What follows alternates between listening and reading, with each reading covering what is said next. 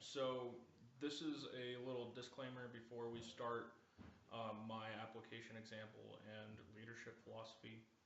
So in the next couple of minutes, I will be talking about the great man theory and the golden mean, and I bring up points along the lines of Plato's Plato's theory of forms and things of that nature. But I just wanted to go a little bit more in depth into the great man theory and the golden mean, so that there isn't any confusion for my leadership theory. All right, so with the great man theory, we what it basically says is that leaders are born, and to be a good leader, you have to have the attributes of a good leader at birth, and that's not what I'm really going for. I'm going for basically you have to strive to become that ideal leader that the great man theory presents. And that's why I bring up Plato's theory of forms, is because it's not really something that's attainable, and it's not something that's practical. Same goes for the golden mean. It's not really practical in application, but you always have to be striving to reach those ideals. The golden mean is basically it's an Aristotelian form of thought, saying that the best thing to do is to be in between the sin of too much or too little, and it's basically saying to be virtuous, you can't be too greedy or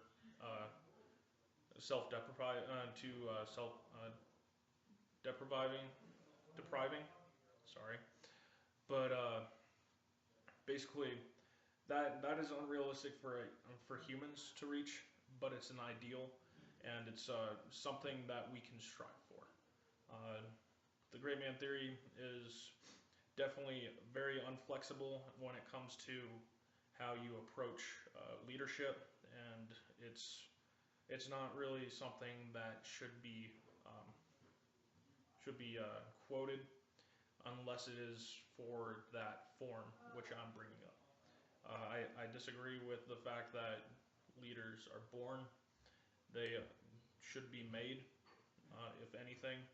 I don't think a leader that is born is as valuable as one that is made through experience and hard work. And the hard work comes for striving towards that golden mean.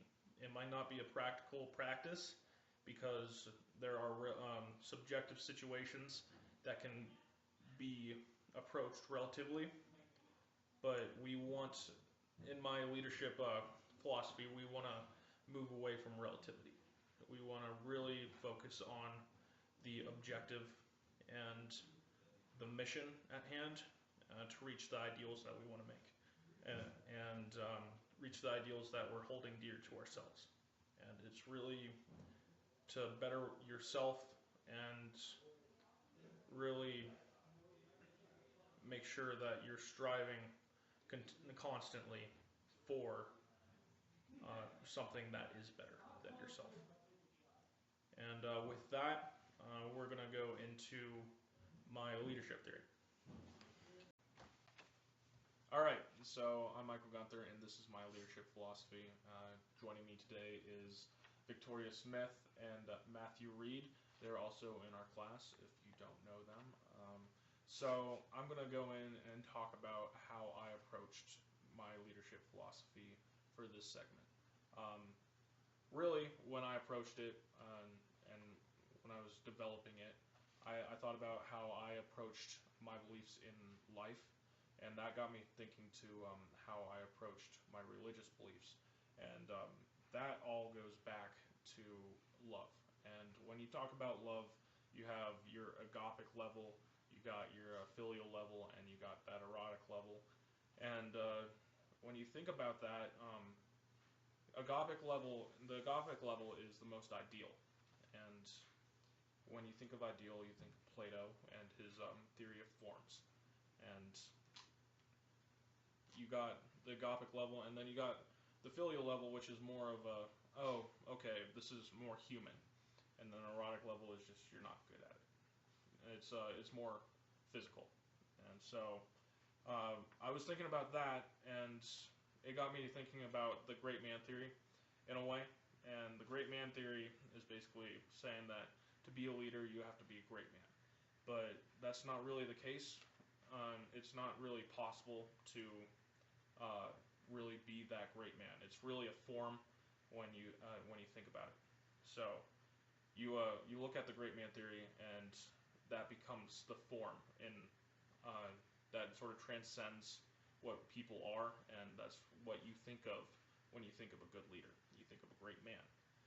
So, going off of that, I was thinking about how you become that great man and how you really strive to do that. And to really do that, you have to approach it and be like, okay, to be a great man, you really have to achieve that golden mean. And the golden mean is Aristotelian. And you just sort of approach it and you're like, okay, to be virtuous, you have to be not sloth, but not too energetic. It's just like the perfect approach to how you see life. So, my entire leadership theory is really based around how you can practice the golden mean to achieve that form that Plato talked about. So, going off of that, I'm going to give you the definition that I wrote down for leadership, and that is the act of attempting to not only better oneself, but those around them through striving towards a goal through an ideal. And that ideal, of course, for becoming a better leader would be the great man theory. But it does not. You don't have to approach it as the great man theory. Your ideals can vary from that, but for me, as practicing leadership, I would strive to be that great man. All right.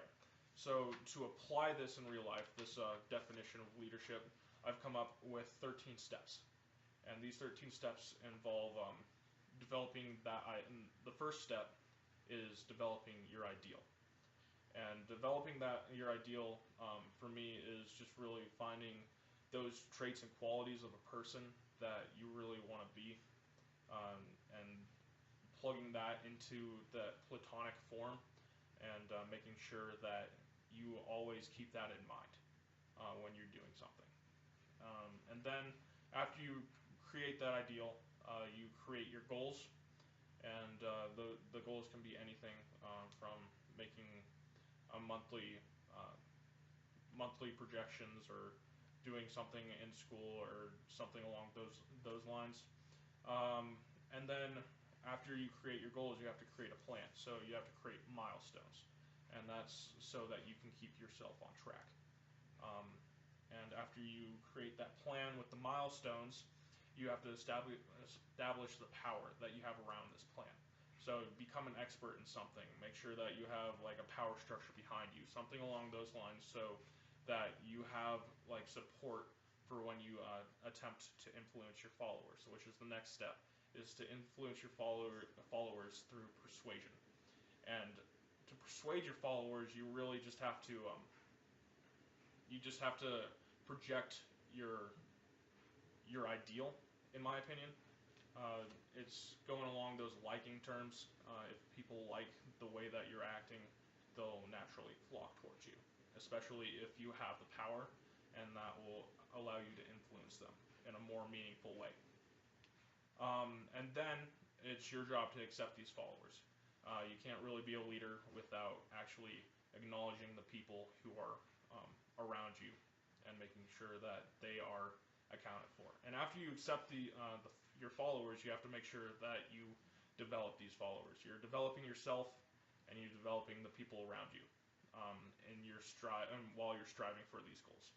So to do this, you first have to set standards. You have to set a criteria that people should meet, and make sure that you have expectations and they understand your expectations. Moving on from that, after you give out your expectations and your plan, you have to delegate. You have to so that delegate and develop your followers, and those two go hand in hand because to delegate is to really allow your followers to grow. And since you have the expertise, you have that power, you really don't need that experience to develop. You are giving that chance to your followers, and you're allowing them to develop, and you're becoming greater for that, and they're becoming better because of that.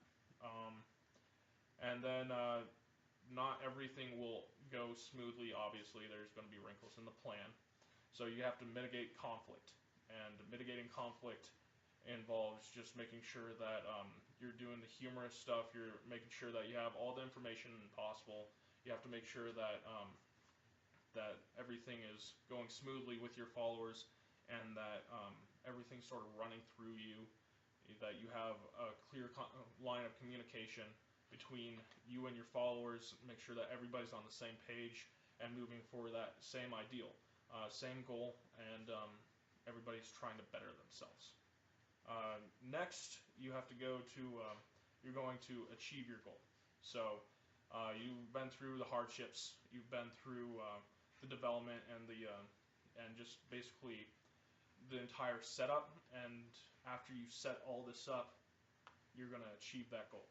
And it might be just a milestone, but in an ideal world, it would be achieving your goal, because that's what you set out to do, and you have the followers to do it, and you have the people around you. You could possibly fail at achieving your goal, but if you really want to go at it, the failure is the first attempt in learning, and really you will just take that and attempt again.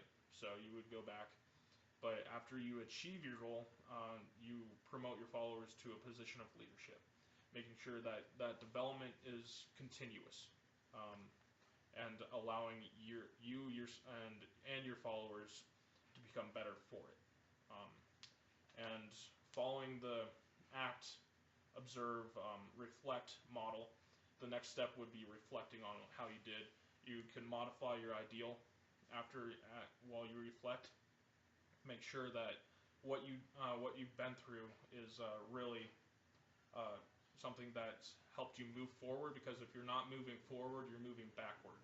And nobody really wants to move backward in terms of their character, and leadership is really a true showing of how you develop your character, and just your character to your followers in general, and how you go through life and all that.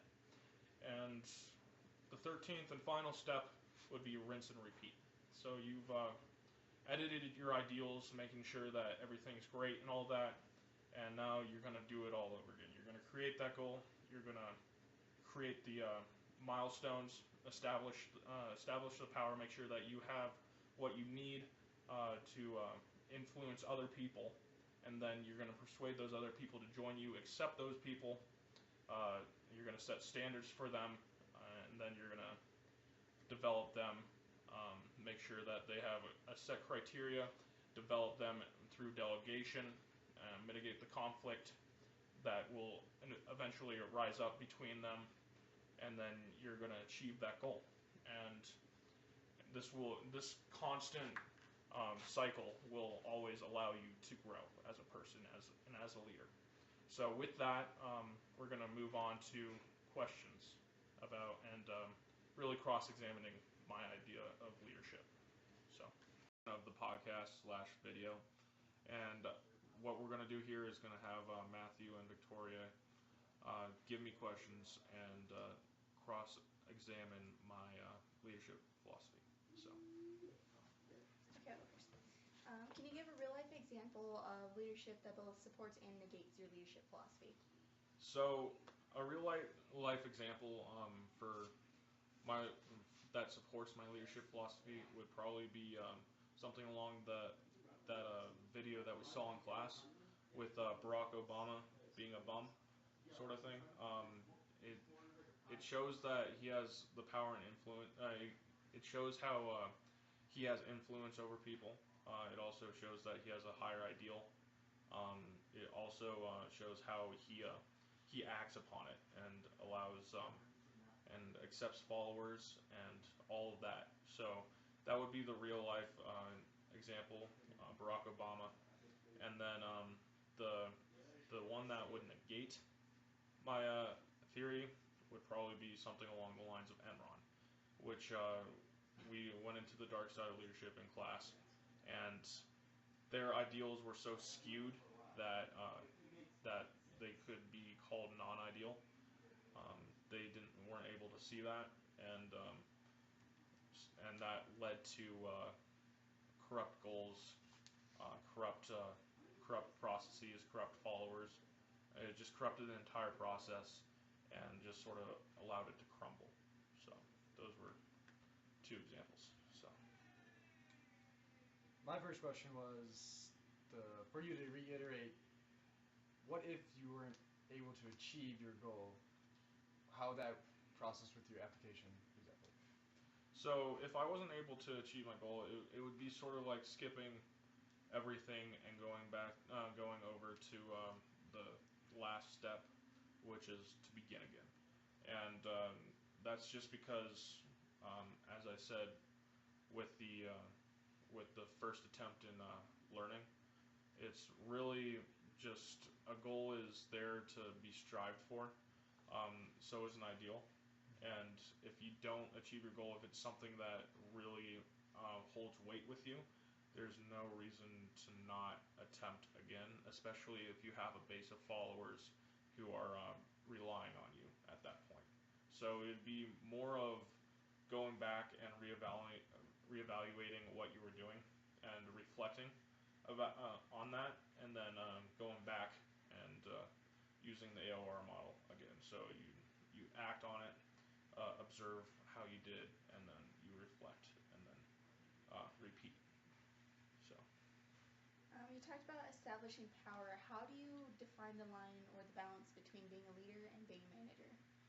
So leaders, as it says in the textbook, are really the visionaries, and the managers are really the people with the mission. So the leaders have the vision, and the managers have the mission, and they both have merit. And I personally believe that to be a good leader, you also have to be a good manager, because to actually move forward, you have to be able to handle the things that are directly in front of you. So with leadership, with the leadership, you're really sticking more to the ideal, and with the management, you're sticking to the goal. But to really go above and beyond with that leadership, you just have to make sure that everything relates back to that ideal, and that's how you establish the power. You become somebody who is really just all about that, sort of not a figurehead, because that has negative connotations, but it's somebody who um, really goes out of their way to advocate for those ideals, and allows other people to see their genuine self and stuff like that. So it allows them to become more of an expert on what they want to achieve, and it allows them to allows people to like them, and both of those things are very important for leaders. Um, Not so much managers. Um, if you do a lackluster job with that, you'll definitely end up in the management camp. So. You brought up delegation. So, how can delegation bring about effective leadership during good and challenging times? So delegation um, gets stuff done, for sure, but that's not what delegation is there for, in my opinion. Delegation is there for your followers. And uh, there was the reading with the monkeys, and just making sure that you develop your followers so that they can take care of their own monkey, and you feed that monkey whenever it needs to be fed, but by appointment and stuff like that. So going back to that, you sort of just have to, with the management of these monkeys, you really need to allow your followers to go above and beyond and have a sense of purpose with their tasks, and allow them to develop their own style. And through delegation, they do develop because they're given responsibility, and having responsibility gives them an opportunity to find more responsibility and grow as a person. And this sort of goes back into one of the final steps of my leadership philosophy, the application of it, which basically says put somebody who is a follower as a leader. And with the delegation and the support of others and all that, you can find that one person who's been really excelling and place them as a leader at that point. So. Would you still follow your leadership philosophy if it started to promote immoral or questionable ideas, maybe not in your own eyes, but to your followers or the people that are observing? So the main purpose of the of finding the ideal is to be able to evaluate it during the reflection and making sure that you're always striving to be better. And if your followers are discontent and you know about that, you really need to go back and reevaluate. And that, because the main source of your power and influence should be this ideal. The ideal is something that is really important to the entire process because you can't really begin it without the ideal. And so the reevaluation of what you think is right and moral should be taken into consideration as you hear disgruntled employees/followers. So. Okay, so after that set of questions, we had some follow-up questions we wanted to make sure that we got addressed. So here's Victoria Smith, and she's going to give me those questions so there's no confusion on my leadership philosophy. All right. So going back to the real-life examples that both support and negate your philosophy, how do they specifically relate to your philosophy? So with the Barack Obama example, my philosophy is centralized around the ideal of a great leader. And I believe that Barack Obama has had a lot of leadership experience that has led him towards his ideal. And he has exerted he has developed his power in that, and he's allowed it to influence people. And his influence and persuasion of people has allowed him to become the president of the United States and achieve that goal. And now he's leading the United States of America. So, so it's a limited time that he is leading the United States, but he's had time to reflect, and he's been through my process in becoming the president and being the president for however long he's been as of today. So. And going back to the difference between a leader and a manager, would you say your philosophy is more managerial or more a leadership philosophy? Well, I mean, it's leadership, but would you say it's more towards managerial or leadership? So managerial business is definitely a major part of my leadership philosophy. As I said earlier, that being a manager is really addressing the things that are right in front of you, and being a leader is having that vision that to look forward. Since my philosophy is more tailored towards the ideal, I say that it's closer to a more leadership oriented, but managerial aspects of it are definitely implanted with the delegation and the development of the followers, even though you could also classify those